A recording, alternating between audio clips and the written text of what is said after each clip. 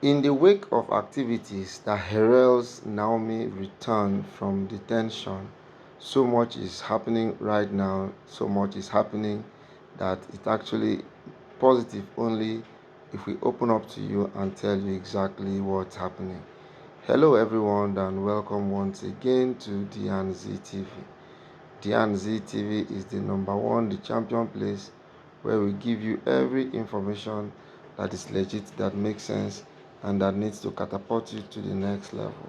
If you've not subscribed to our channel, I urge you right now to click on the subscription button, comment, like, and share video. And if there's anything you want to hear or you want to know on this platform, let us know, and guess what? We will talk about it. Alright, so now let's go straight to the gist of the matter. As a matter of fact, it's no more news that Naomi has been released from detention, and everybody is super excited for the release. Yes, everybody is excited, everybody's happy, and it's a good time for us all to celebrate and make merry. But be that as it may, in some quarters it's actually not as interesting and as juicy as it needs to be, because the Ooni of Ife himself has decided to go to Ibadan.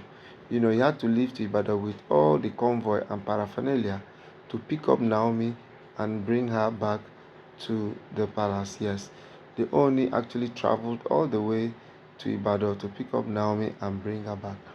But guess what happened? Naomi actually refused to follow him home. Yes, Naomi refused to follow him home. And it's really shocking and fearful why Naomi would not want to follow the Oni home after she has regained her freedom. So um, I'm sure a lot of us are wondering and asking why Naomi did not follow the Oni back. Now, it's actually not out of place, but it's just to note that Naomi and her family have been very angry with the Oni of Ife. Yes, Naomi is angry. They are angry because the Oni did not do what he was supposed to do as a royal father that he is. Being a royal father, being a king of his nature and class, he deserves nothing but to be in control. He deserves nothing but to give the Naomi the benefit of doubt. The benefit of doubt to mean that Naomi could be released, initially before now. So what he now decided to do was to see how he can tap into the he can tap into the level of Naomi and extricate Naomi.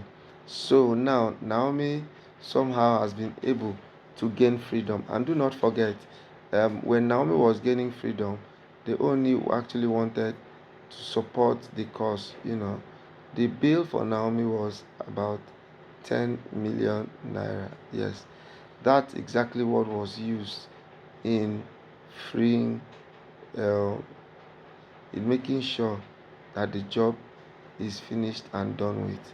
But right about now, now that the job is done with, the now that she has been freed from detention, the Oni does not have any atom of power again over Naomi. Where his power ought to have been exhibited is only when she was still in detention, and um, he, as a matter of fact, needed something that will put him in perspective. So right now, Naomi is set free. A bail of 10 million was paid. Even when Oni went with his own money to see that Naomi is removed, the family actually rejected and refused Oni's money being part of the exercise. So it is actually something that we should look up to seriously, because it does not make sense that when I'm in need, that you're supposed to come and help me out of detention. You didn't come. But now that I'm out of detention, you are now beginning to come for a simple. Um, you're now coming to what exactly are you trying to prove right now? Because if only wanted to show his relevance, where he could have showed it was at the point of um, at the point of release. Yes, if the Oni had used his might, used his power, used everything he had to bring out Naomi from prison, Naomi could have actually been solely indebted to him. But guess what? Uh, so the only thing that has happened is the fact that in the whole of this, the Oni did not actually play any significant role in Naomi's release. That is what a lot of people were saying. That if people were somehow classy, why not? Everybody could have been able to come, and the only relevance could have been intact. But now, the only wasn't part of the process that made Naomi to finally live with her. You know, as a matter of fact, it's high time people begin to take their place in other people's lives, because if only had placed much value on only has placed more value on KBSC, I'm sure the story. But the truth about the matter is, you cannot stone two people when a crime is committed. The best thing you need to do is to isolate the goat from the lamb and punish him that is actually at fault. Just as it is right now here, the Oni of Ife has had a very robust relationship with other people.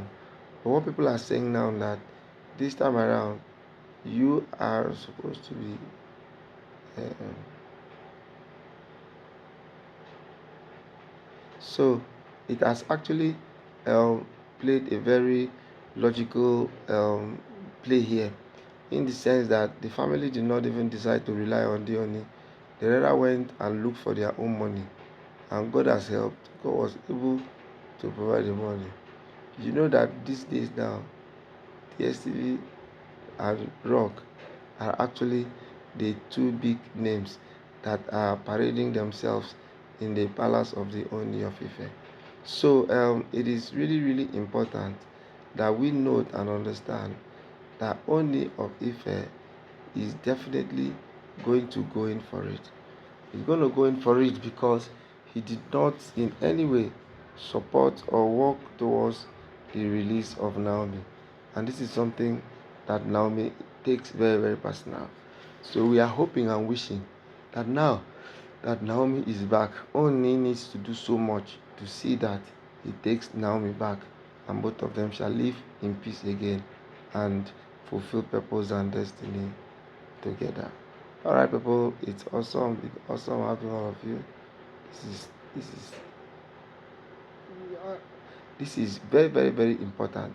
At the end of the day, justice is served, and the people who committed the heinous crime will all be prosecuted. Thank you, and see you some other time. Bye bye.